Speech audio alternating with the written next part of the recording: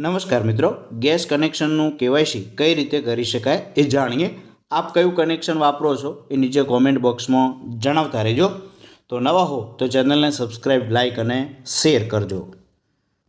આજે આપણે જાણીશું ઇન્ડિયન જે ગેસ કનેક્શન વાપરે છે તેનું કેવાયસી થઈ ગયું કે કેમ અને કેવી રીતે કરી શકાય. પ્લે સ્ટોરમાં જઈ અને ઇન્ડિયન ઓઇલ 1 નામની જે એપ્લિકેશન છે એ તમારે ઇન્સ્ટોલ કરવાની રહેશે. તેની અંદર હજુ સુધી તમે જો રજિસ્ટર ના કર્યું હોય તો તમારે રજિસ્ટર નાવ ઉપર ક્લિક કરવું પડશે.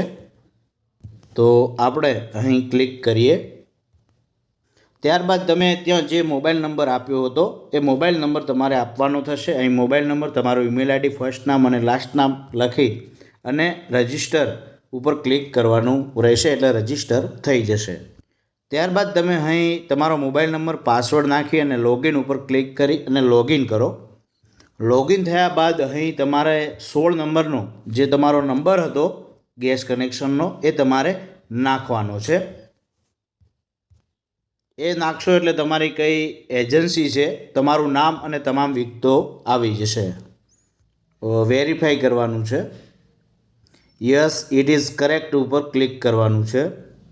ત્યારબાદ તમે અહીંથી જોઈ શકશો કે તમારો રિફિલનો ઓર્ડર આપવો હોય, બુકિંગ હિસ્ટ્રી તમે જોઈ શકશો. એ તમામ વિગતો તમે અહીંથી જોઈ શકશો. ત્યારબાદ કેવાયસી થયું કે કેમ એ જાણવા માટે તમારે અહીં ક્લિક કરવાનું છે. અહીં ઘણા બધા ઓપ્શન દેખાશે. તેની અંદર કનેક્શન ડિટેલ અહીં આવશે, કેવાયસી ડિટેલ, તેના ઉપર ક્લિક કરીએ. ત્યારબાદ તમે ત્યાં ક્લિક કરશો તો અહીં તમારું નામ, સ્ટેટસ, એક્ટિવ, તમારું સરનામું લખેલું આવશે. ત્યારબાદ અહીં ઈ કેવાયસી થઈ ગયું કે કેમ, અહીં જો રાઈટ લખેલું આવે તો ઈ કેવાયસી થઈ ગયું છે, નહીંતર અહીં તમારે ક્લિક કરવાનું રહેશે.